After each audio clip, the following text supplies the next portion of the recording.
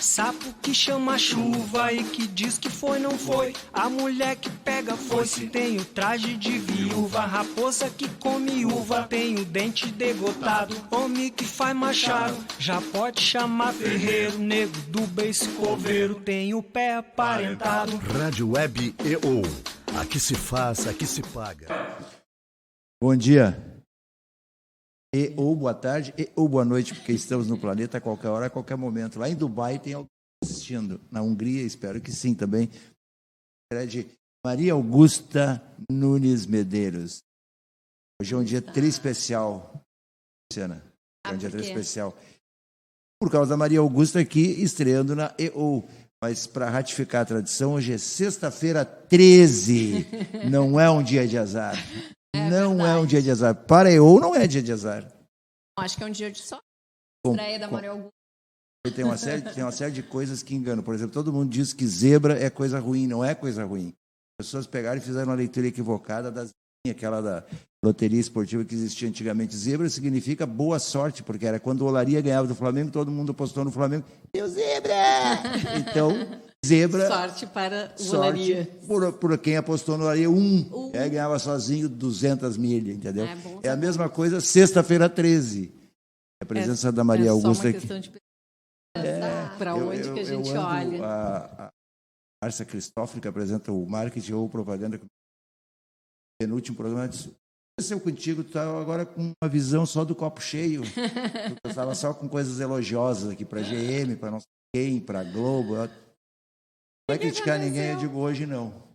Estou numa fase de o copo cheio. É um copo cheio. Maria Augusta transborda, copo cheio. Ou pelo menos é o lado cheio do copo. Maria Augusta realmente transborda. Eu sou isso, o lado positivo. Então, o lado positivo inicia conosco hoje, com a presença da Luciana, pesquisadora. Como é o nome do programa? Plis de Soissons. Bom profeito, bom programa para você. Obrigada. Roberto, tu não foge. Nós vamos compartilhar a origem do nome, por favor. Até porque a origem do nome... Qualificada audiência da EO. Voltei, nós temos que explicar a origem do nome. Mas eu falei... O que significa, né, começar um programa em 2019 tanto? O que isso quer dizer? Por que essa escolha, né? Deixa eu ver se eu pronunciei corretamente. Tem um sibiladinho do S. No S tem. É plus de Soissons. Plus de Soissons. Eita, linguinha francesa, hein? Então vai lá, Maria Augusta. Plus de Soissons. Conta curiosa também. Para a audiência para saber essa história. Aliás, antes de contar, não esqueci. Vocês estão participando e estão começando um novo programa na primeira rádia web do Brasil. EO, é uma rádia. É uma rádia, não é uma rádia. Então, eu vamos tentar organizar aqui a nossa bagunça. Eu vou contar a história e depois a Luciana, a gente apresenta. Vamos apresentar. O programa, tu não falou o nome do programa. Quer traduzir o nome do programa, me chamou de volta aqui. Tá bom. Tu te cuida que eu sou o caos, hein? Não. Eu já sei que tu é o caos. Então, vamos contar essa história. Isso. Eu comecei a trabalhar com o Roberto, eu tinha há 21 anos, 20 anos aí. E aí, acho que com 20 tempinho já que eu estava trabalhando, um cliente da agência queria abrir uma loja para a mulher dele. Abriu uma loja e ele pediu para eu cheia de teorias da faculdade. Claro. E a gente pensa na oportunidade de mercado. Eu fiquei lá com os meus botões pensando, loja de roupa, loja de moda, que era o que ela queria. Já tem tanta, né? Então, vamos pensar numa coisa um pouco diferente. E eu pensei na minha avó, foto do meu e de outras mulheres que eu via, que eram mulheres chiques, gostavam de moda, mas que queriam um pouco mais de conforto. E aí eu tive uma ideia. Eu via também umas mulheres que estavam no plástico, Isso era lá em 1980, aproximadamente. Before de Soissons. Muito antes. Quando eu estava na 1980. E eu via mulheres que tinham florista e cuidavam de moda e que não tinham lojas, né? Aí eu já loja para mulheres que têm mais idade. E era uma época também de muito nome francês na moda. Nunca ela tem altos e baixos, né? Mas enfim, o Brasil estava num período que tinha muitas marcas. Christian Dior, Aquela fábrica ali em Sapucaí é francesa. Pierre Cardin. A Paramount, que fazia. Tinha muita coisa. Daí Chanel, né? Daí eu disse, bom, um nome francês vai desfazer. Porque também tem a questão do preconceito, né, das pessoas se assumirem, porque mulheres menos diziam a idade dessa. Levamos a proposta e o cliente riu da minha cara. Uma sonora risada. Ele não sabia. Isso, mas foi a minha primeira lição. Lição 1, tem que pensar no mercado. Lição 2, tem que entender quem é o empreendedor que vai fazer esse negócio. Tem que ter aderência, não é porque o negócio é bom. Se ele não tiver afim, então, não adianta. A risada sonora foi isso. E aí, isso virou uma piada, um meme, um pré-meme interno. Luciana, essa rádio, apesar de toda a disposição dela de fazer coisas boas e faz conteúdo, etc., os microfones ainda não são os mais potentes, então tu não fica, tu não fica girando de um lado para o outro que a tua frase se perde no meio do caminho. Tá bom. Tu tem que fazer um programa olhando embevecida para o microfone. O microfone. Ok. Não é para orgulho. ele que eu vou ficar direcionada. Então, essa é essa ideia. Daí agora o Roberto me chama para fazer esse programa, quando agora eu já tenho mais de 60. Então, essa história aconteceu 40 anos atrás, aproximadamente. Agora, eu vi o tempo todo. Dependendo da tua obviedade, tu vai fora do programa já. Não, já vou sair fora. O Prix de Soissons é um programa cuja criação do nome é minha. Eu que criei esse nome. Como nome de programa é verdade. Para a rádio, Prix de Soissons. Frente, memória, nome, afetiva. Do que virou um meme numa Exatamente, do que virou meme. Aliás, Luciana, era muito à frente do tempo, agora é o tempo. Resgatar coisas afetivas, coisas que tu gosta, só dá lucro. É gestão de riqueza. A Luciana Corso vai graças ao quê? Ao fato de eu ter guardado lá entre as colunas queridas e bem uma coluna dela. A gente precisava de determinado texto. Eu lembrei, já sei. Diana Corso. Então, ela é maravilhosa, adoro. Memórias afetivas ajudam pra caramba. Adoro os textos dela também. Tchau pra você. Tchau. Tá certo. Então, agora que a gente já explicou a história do porquê, vamos falar um pouquinho, tu te apresenta e depois a gente fala sobre a dinâmica do programa, como é que ele vai funcionar daqui para frente. Combinado. Então, eu sou a Luciana, eu tenho 39 anos, eu sou psicóloga de formação, mas logo no final da faculdade fiquei encantada com o universo da pesquisa, então me tornei pesquisadora e tenho uma empresa de pesquisa de mercado, então, há 16 anos que eu estudo diferentes tipos de comportamento, não só de consumo, mas principalmente de comportamentos de públicos ou movimentos culturais, enfim. Então, o Público 60+, na verdade, foi um dos meus últimos estudos, assim, e por isso também que eu estou aqui, né? Sim. Eu acho que abriu o programa com essa ideia de inventário do que está acontecendo, que é o trabalho que tu fizesse. Vai dar uma riqueza para o programa e o programa vai se estruturar exatamente por causa do meme né, que virou o nome, e eu fiquei pensando que eu, com 22 anos, pensava em como seria os 60. Sim. E quando é que a gente começa a se preparar para os 60 mais, Sim. até 100, até, enfim. Eu sou de uma família muito longeva e eu sempre pensei que, obviamente, eu vou viver 100 anos, porque a minha família vive.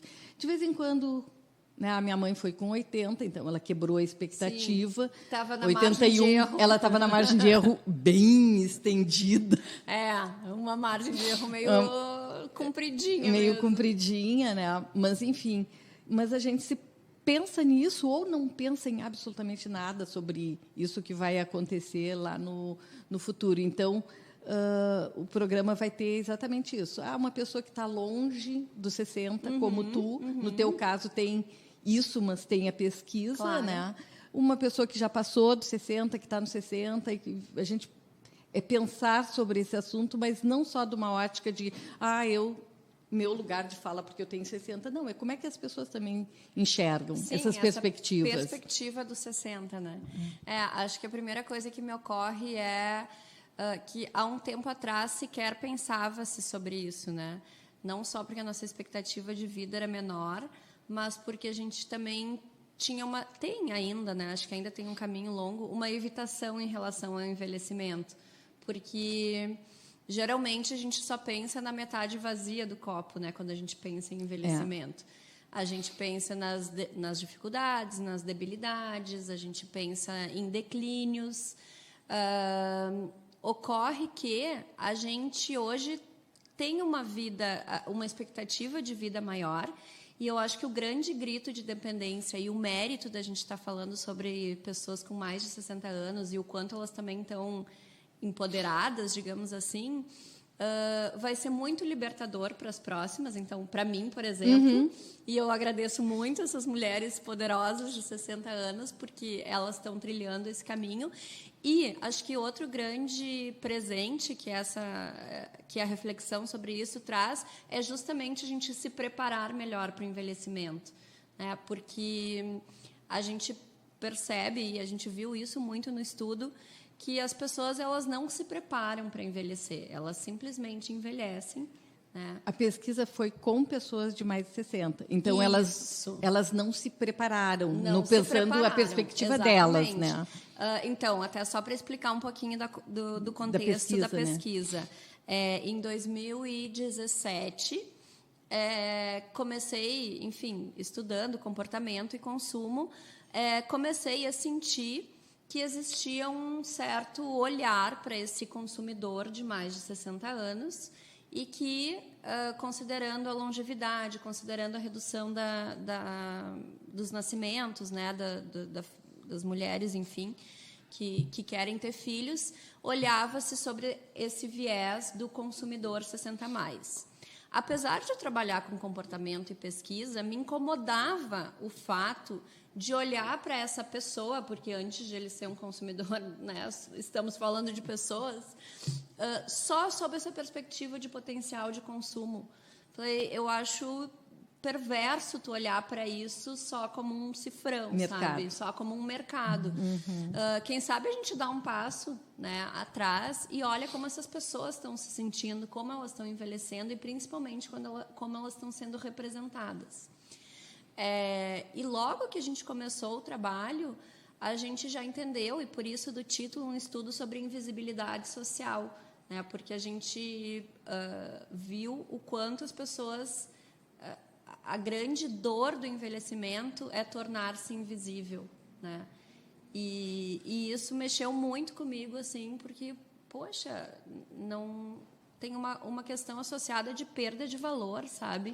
Num momento da tua vida que tu tem uma riqueza absurda. Pensando, agora quando tu estava falando, veio a fala de uma amiga minha, que ela teve a primeira percepção de invisibilidade por volta dos 50, foi muito interessante, e nós estávamos na praia conversando sobre isso, e ela é uma mulher bonita e que sempre chamou bastante atenção.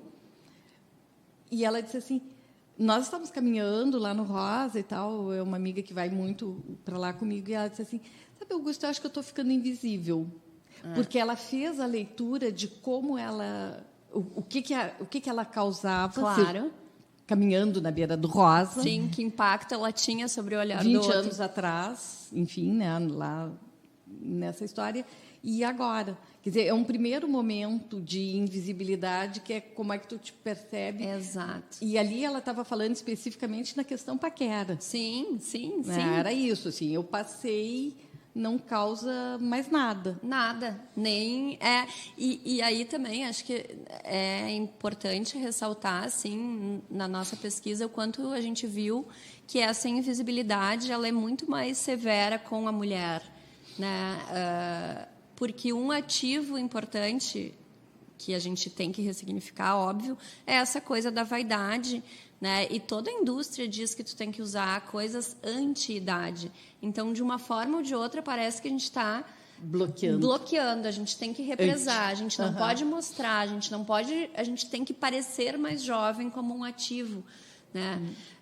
Então é muito mais pesado para a mulher e até do ponto de vista da cultura, o homem envelhece, torna-se o galã, a mulher envelhece, né, e desaparece.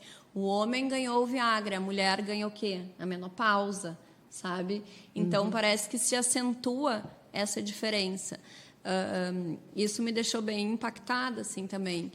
E essa coisa da invisibilidade da paquera e de sentir-se desejada pelo outro, mas também em outros ambientes, assim. A gente chegou, quando a gente começou a estudar o tema, a gente chegou num termo que se chama idadismo, que é o preconceito em relação às pessoas com mais de 60 anos. E a gente fazia muitas perguntas, assim, tu já foi deixado de lado em alguma conversa por alguém considerar que tu... Muitas vezes, tipo... Começa a conversar, vê que a pessoa tem mais de 60 anos, já bota o olho em outra roda e a pessoa se sente marginalizada. Deixar de ser promovida no trabalho por conta disso. E uma coisa assim, uma mega perversa. Alguém vai tentar te dar um golpezinho, sabe? Ou te passar para trás porque percebe que tu tem mais de 60 anos. Então, acho que isso junto também meio que uma cultura do passar o outro para trás e que fica... mais evidente ainda quando tu tem mais de 60 anos. Então, a gente identificou, sim, que tem muito preconceito em relação à idade. Né? E o quanto a gente precisa ressignificar. Uma das nossas grandes conclusões é o nosso corpo tornou-se mais longevo, mas a nossa cultura está ainda presa a como a gente via o envelhecimento, sabe? Eu lembrei essa questão de deixar de lado... por causa da idade. O ano passado, 2018, eu estava fazendo um projeto para uma empresa que é todo mundo muito jovem, a empreendedora, a dona, né, e é uma pessoa super criativa, super ativa e etc. Tem, eu acho que 35 anos aproximadamente. E nós estávamos falando sobre algumas ações de divulgação. Então tem fulano nessa área, fulano e tal. E aí eu citei o nome de uma pessoa, de uma jornalista, que entende muito do assunto e que é muito referência e que eu achava que deveria ser feita uma ação com ela, com aquela pessoa. E a resposta veio assim, taxativa. Não, ela é old school. Ela não é old school. Sim. Não, ela é uma cabeça completamente... Ela tem a minha idade, ela foi minha colega de faculdade. E eu fiquei pensando se eu ia mencionar assim, o que nós duas estamos fazendo aqui. Eu também estou old school. Nós fizemos a faculdade juntas, eu e essa pessoa old school. Sim. O que tu quer de mim? Exato, porque afinal de contas tu estava lá, né? E o que ela queria de mim nesse caso específico?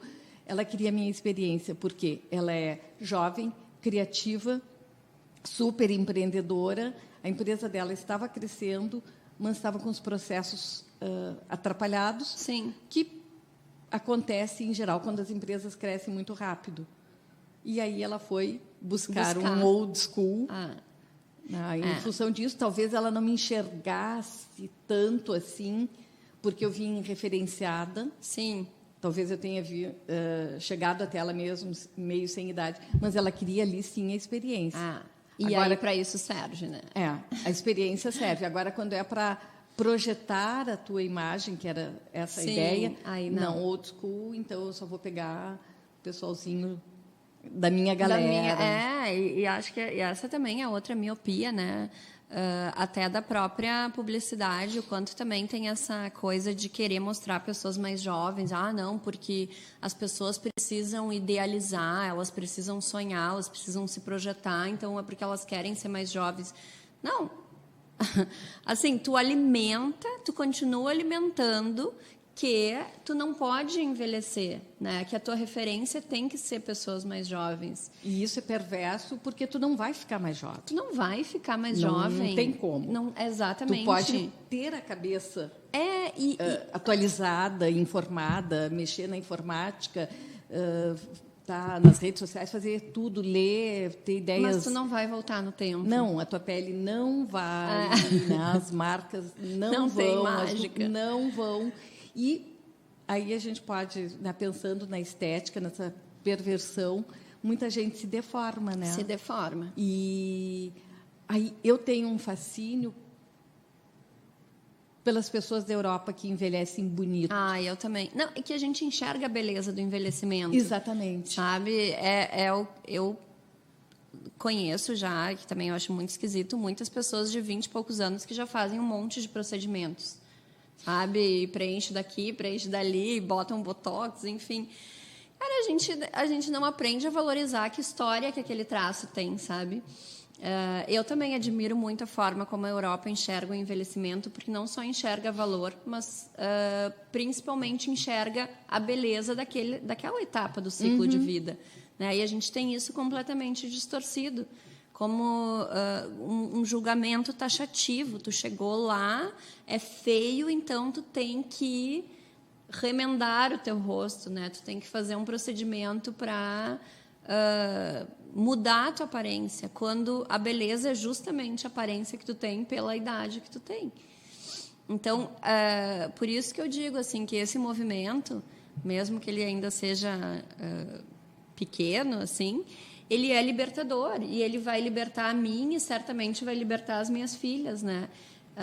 Quisera que quando elas chegarem ao envelhecimento, elas tenham orgulho de dizer a idade, não aquela coisa, não vou dizer minha idade. Hoje já é mais raro as pessoas não dizerem, né? Mas ainda assim, o que eu percebo... antes, quando tinha assim, a história no Facebook da idade, algumas pessoas mais velhas assim, tiravam, já tiravam e tal, e até comentários sobre isso. Não, vou botar minha idade ali e tal.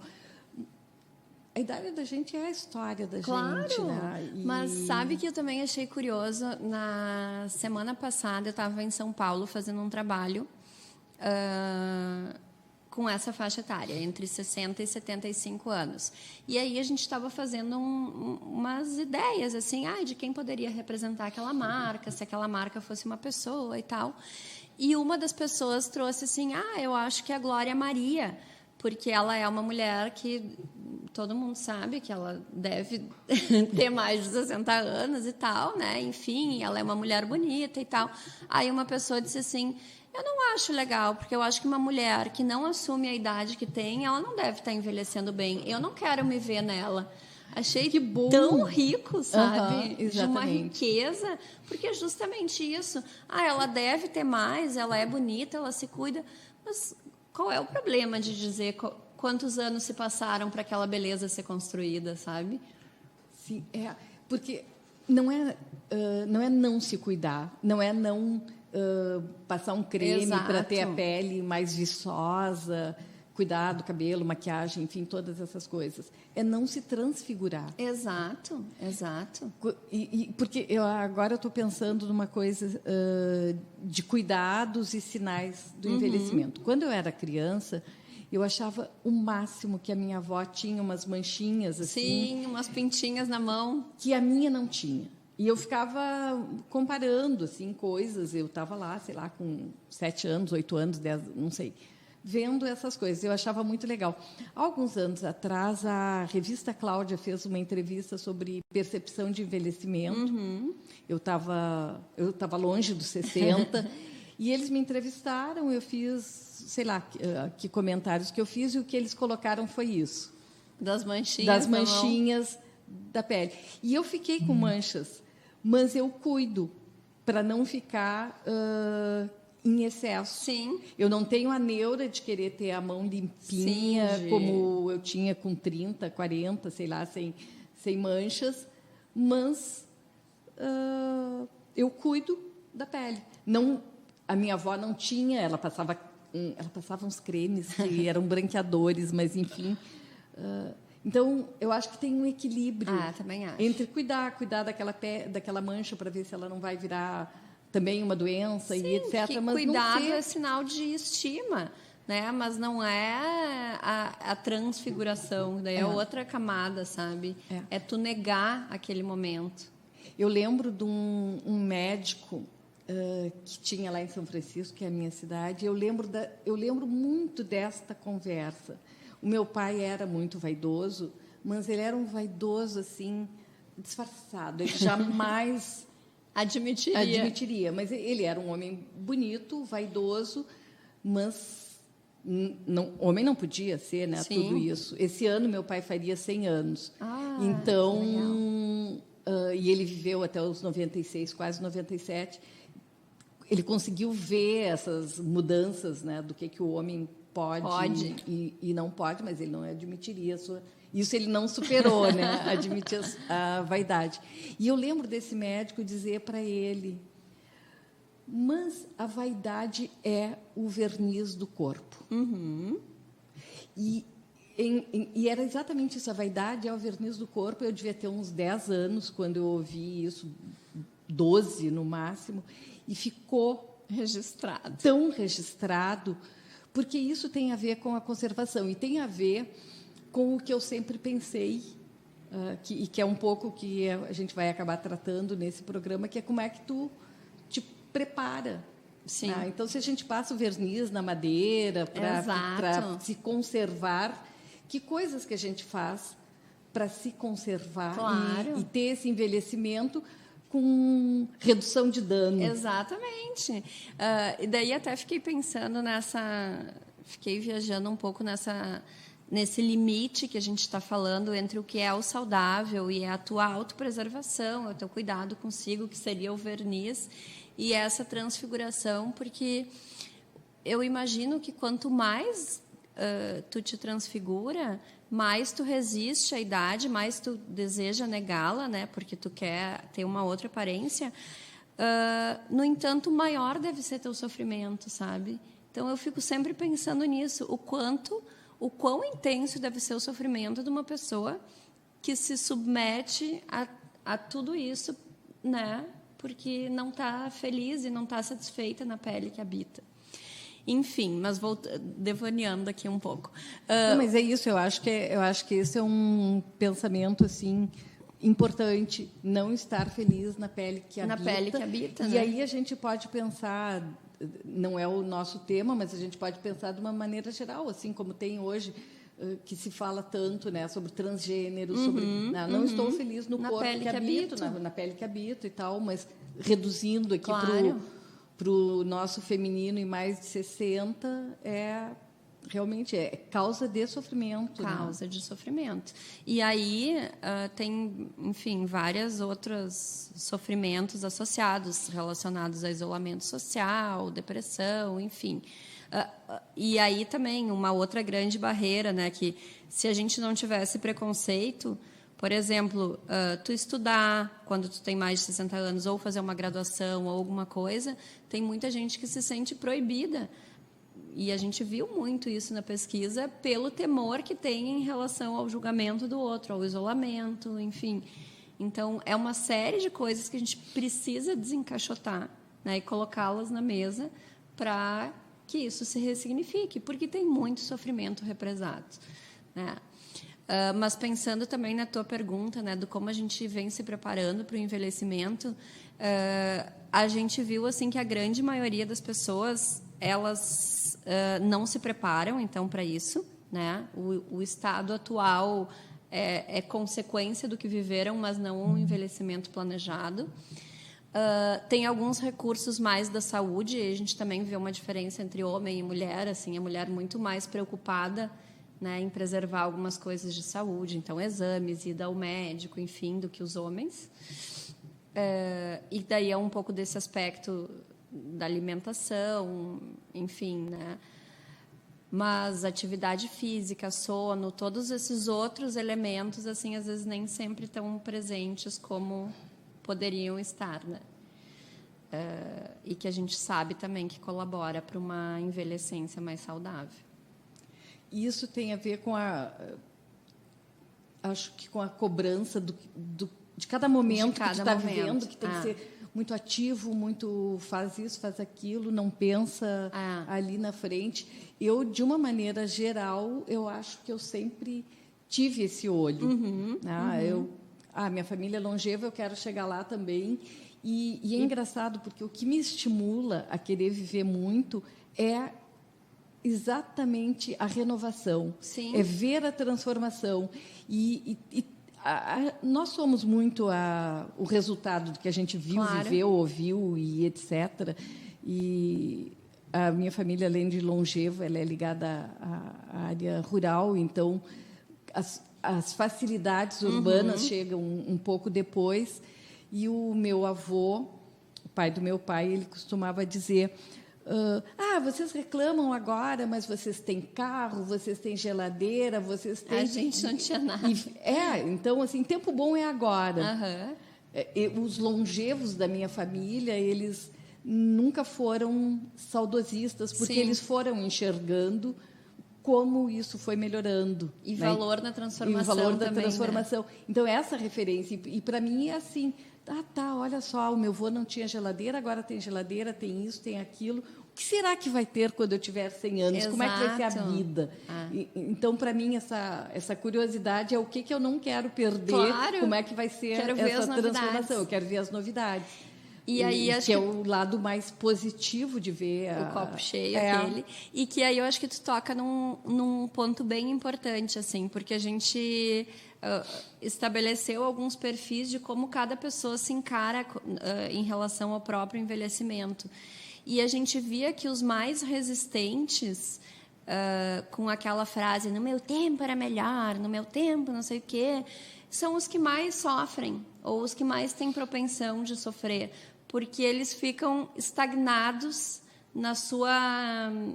naquela sua vivência, não de uma forma saudosista, positiva, mas de uma forma rígida, de não aceitar a transformação. E talvez até fantasiosa, né? Exato. Porque a gente tem sempre um olhar mais condescendente para o passado. Para o passado. Mas, bom, no passado as pessoas sofreram, elas tiveram as suas dores. Eu não queria passar de novo, e agora, pelo estresse do vestibular. Claro, não, nem eu. Sabe? Não, obrigada, isso aí já passou. Sabe? Quero voltar a ter 18 anos. Ok, se eu não tiver que fazer vestibular de novo. Exatamente. Então, se é para ter estresse, eu tenho um agora. Eu tenho um atual. Mas isso é bacana, assim, porque eu acho que das pessoas mais velhas que a gente entrevistou, essas que têm esse olhar assim, não, eu quero viver a transformação, são as que enxergam a vida de uma maneira mais positiva e com mais vitalidade, sabe? Porque elas se enxergam como parte do processo de transformação e não como também meras espectadoras, né? Tipo, tá tudo mudando, mas não tá ficando bom. Então tem esses dois lados, assim, quanto mais resiste, ao fim e ao cabo, tu também mais sofre. Bom, tu tem um bom tempo pela frente, então não seria melhor, né, que tu olhasse de uma outra forma. Mas acho que também tem a ver com a cultura, por isso que a gente precisa muito conversar sobre isso, assim, porque algumas pessoas são mais suscetíveis a ficar presa nessa cultura que reprime, que exclui, que tem o preconceito. Então, a gente tem muito mesmo que cutucar esse assunto. Tem, né? Porque, e fora fora toda essa questão cultural, tem o que cada pessoa traz. Claro, né? o seu próprio uma pessoa legado. que ela é mais negativa, ou mais Sim. positiva, e como é que o que teve no entorno Sim, dela, o contexto de vida. o contexto de vida. Não, mas enxergar essa outra possibilidade, tu tem mais tempo, tu pode fazer outra coisa, tu pode te reinventar, estou aposentada, agora vou fazer, sei lá. Eu tenho uma amiga que ela não tem 60, mas ela tem um risco de vida, de tempo, em função de saúde. Tá? E ela está fazendo tudo que ela não fez e vendo que dá para fazer. E, se ela viver muito tempo, ela teve todo esse aproveitamento. Sim. Porque ela não está fazendo assim, então eu posso morrer daqui 10 anos, eu vou torrar todo o meu dinheiro. Não, ela não caiu na irresponsabilidade. Ela não está inconsequente, ela não só está aproveitando. Ela está vivendo melhor. É muito bom que essa viver melhor aconteça em qualquer estágio da vida. Né? Com 22, 25, 30, 40, 60, enfim. Mas pensar no lado bom mesmo, que tem do tempo, e não ficar dentro dos quadrados. Exato. Né? Eu não me sinto, eu acho que eu mais ou menos estacionei ali pelos 40. Fisicamente eu não sinto essa passagem.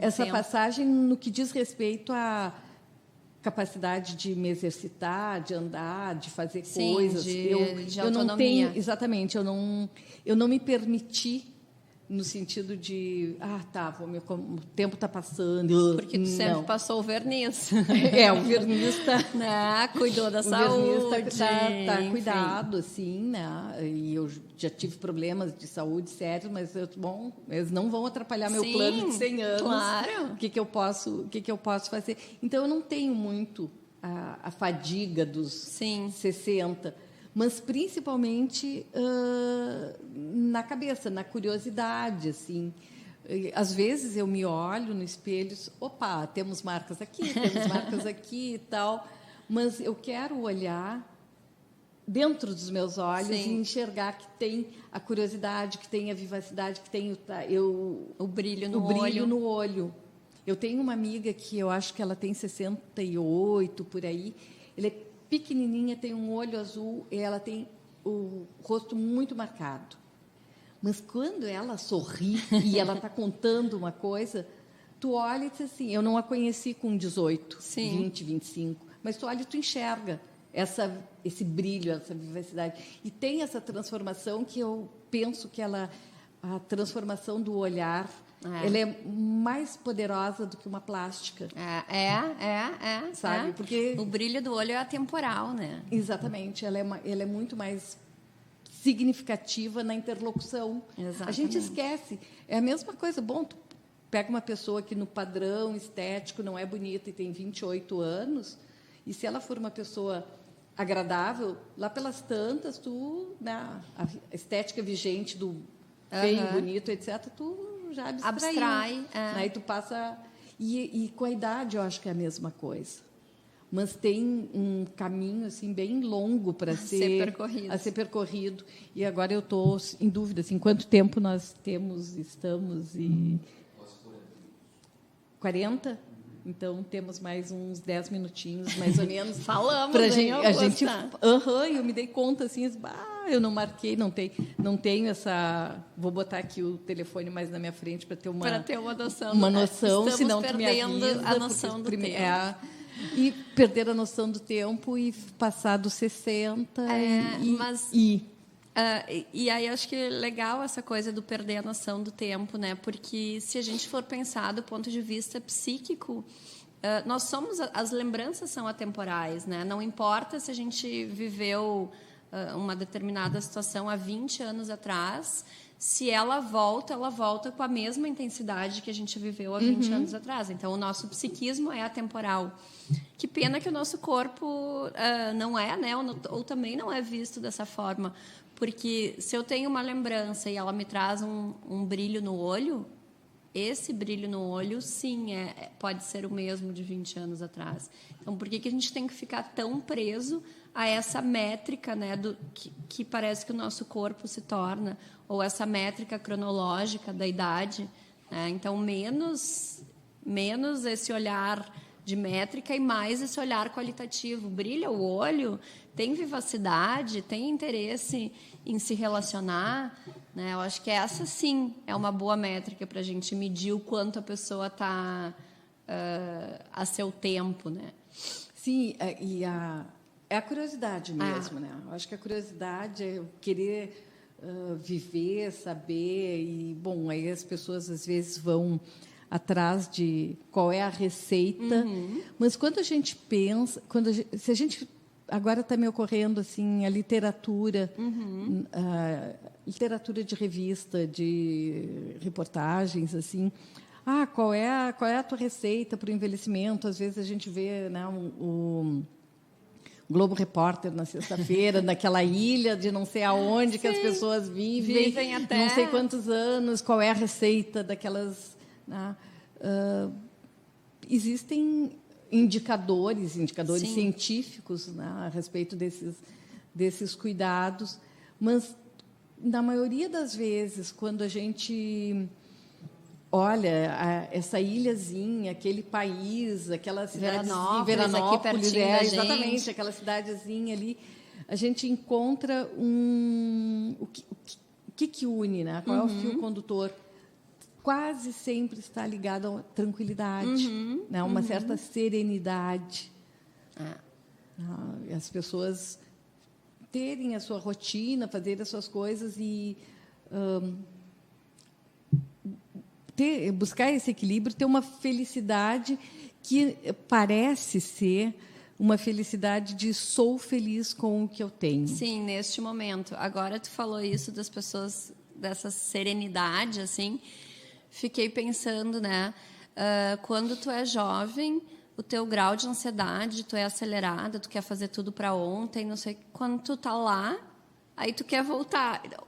Caraca, sabe? Vamos estabelecer uma linha mais ou menos tranquila, plena ou serena. Não que a gente não vai ter intensidade na vida, mas não é isso.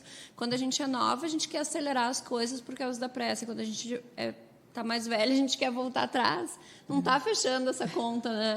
Não está fechando. É engraçado porque, assim, eu agora me pensei assim, sobre quando eu era jovem, o que eu queria acelerar. E eu acho que isso nunca existiu muito em mim. Mentira. Não é muito da minha natureza. Por isso que a tua família é longeva. Eu lembro de uma coisa assim, eu fui talvez uma das últimas meninas do colégio a ficar menstruada, da minha turma. Sim. E todas elas vinham com essa novidade e eu achava assim que não estava bem, não precisava. Sabe? E eu fiquei menstruada com 14 anos, um mês antes de fazer 14 anos, quer dizer, já bem... Sim, bem depois do que a média da tua... e sempre tinha assim, agora sou mocinha e tal. E para mim, não, isso é uma coisa da natureza. Isso é uma coisa natural. Um dia vai acontecer, Sim. vai acontecer na hora que tiver que acontecer. Eu fiz terapia durante muitos, muitos anos, e a pessoa com quem eu me tratei mais tempo é uma pessoa muito importante na minha vida, é uma psicóloga argentina, a Marta. Ela dizia que imaginava que eu morei na fazenda até os 10 anos. Então, essa coisa de um dia essas coisas vão acontecer, essas coisas são do ciclo natural. Sim. Ela, uma vez, disse, assim, já quando a gente estava muito mais... solta, né, mais próxima, ela disse assim, sabe, eu fico te imaginando, né, tu olhando uma coisa que eu disse para ela, que eu ficava sentada numa varanda na frente da casa, olhando a formiga, o galo, a galinha, o porco, não sei o que e tal. Ela disse, eu fico te imaginando, olhando a natureza e tendo essa percepção, é assim. Então, talvez, intuitivamente, por essa observação, é assim, tem um ciclo. Nasce, cresce, morre, vive bem, vive não sei o que vai fazer, um dia vai ficar menstruado, um dia vai isso, um dia vai aquilo. Sim, e olhar isso com serenidade, né? Bom, vai chegar o momento, não é a minha... Não preciso ter pressa. Não preciso ter pressa. Eu acho que nem os 18 para ter carteira eu sei correr. Eu tinha esse desespero, porque era uma coisa lá daquela época. Como eu morava numa cidade do interior e que a gente dirigia sem carteira... Sim, tinha algumas transgressões. Os guardinhas faziam assim e não viam, eles só... então, eu também nunca tive esse... E, ao contrário da maioria das pessoas... dos meus amigos que faziam 18 no outro dia estavam com a carteira. Eu fiz a carteira de motorista 8 meses depois de fazer. Então, acho que isso é uma coisa boa, que agora, conversando contigo, eu me dou conta, né, que isto é um pouco já da minha natureza, permeado por todas essas pessoas. E, ao mesmo tempo, eu vejo eu conheço outras pessoas que são como eu, e vejo algumas pessoas que sofrem muito com o envelhecimento e que se queixam e falam. Às vezes eu fico um pouco alto nas conversas, porque elas não me pertencem, sabe? E eu queria que mais gente conseguisse. Eu acho que tu tem que... É que eu acho que esse lugar de fala da queixa já é um lugar de fala esperado, sabe? Então, talvez seja muito mais fácil para a pessoa ela entrar naquele personagem que já é esperado, de falar da dor, de falar da dificuldade, sabe? Do que tu romper esse ciclo e dizer, não, mas eu tenho outras coisas, talvez muito mais interessantes para falar do que isso. Mas talvez já seja tão esperado que fale isso, sabe? Sei, estou devaneando aqui também. Não, mas eu penso que faz muito sentido, porque tem os papéis, né? Tem os papéis. E eu tenho... alguns anos atrás, a gente fez um encontro com todo o pessoal da faculdade, e aí já estava todo mundo aproximado na faixa de 50, entre 50 e 60 anos, quando a gente fez esse encontro. Nós pegamos acho que um período de 7 anos da Faculdade de Comunicação da URGS para fazer esse encontro. E um dos nossos colegas disse assim, o meu médico falou que depois dos 50, se a gente acordar e não tiver com dor aqui, dor ali, dor não sei o quê, fica feliz porque tu está vivo. Se tu tiver, aliás, o contrário, se tu tiver com dor, fica feliz que tu está vivo. Se tu tiver sem dor, desconfia que tu pode ter morrido. E ninguém te contou. Então, olha que louco mesmo, como tem o discurso muito forte. E não é?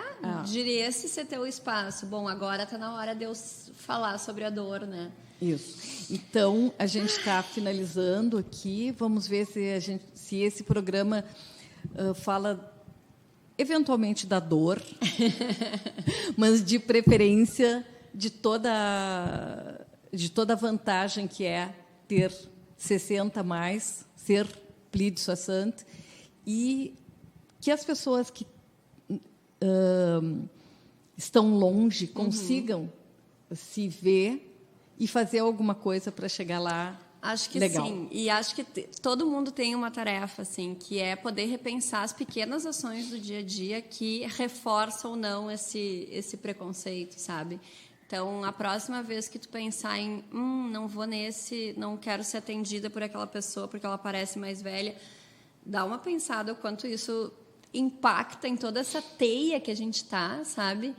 E pensa que talvez tu te surpreenda, né? E também queria agradecer muito por tu ter me convidado. Adorei. Para mim é sempre um prazer conversar contigo. E, além disso, me senti muito honrada de ter sido a tua primeira convidada. Eu adorei que tu começaste e ter esse tema, né? É muito legal começar o programa com essa abordagem. Eu vou querer que tu mande alguns highlights da pesquisa, que a gente possa até publicar associado ao programa e compartilhar isso. E, num outro momento, talvez a gente explorar um pouquinho mais, e para terminar, o que tu tens feito pensando no teus 60 daqui a algum tempo? Acho que muito essa coisa do desejo pela serenidade, assim. Bom, terapia, né? Amo. Acho que terapia é um bom ingrediente para o envelhecimento, mas mais nesse sentido de tentar equalizar, assim, e respeitar os ciclos, né? Então, eu estou perto dos 40, é um marco importante e queria que esse fosse um ingrediente, assim, para eu levar, para que eu consiga ter uma longevidade saudável e com vitalidade. Legal. Então, encerrando o primeiro programa, o primeiro episódio de uma temporada que eu não sei quanto tempo vai durar, enfim, do Plus de Soixante na EO, a rádio. A rádio, é. Isso, a rádio.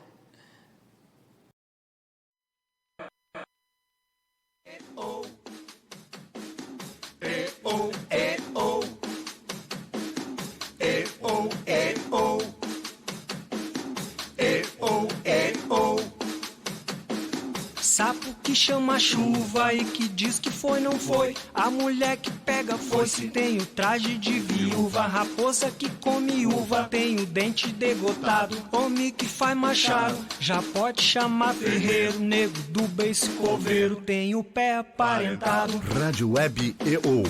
Aqui se faz, aqui se paga.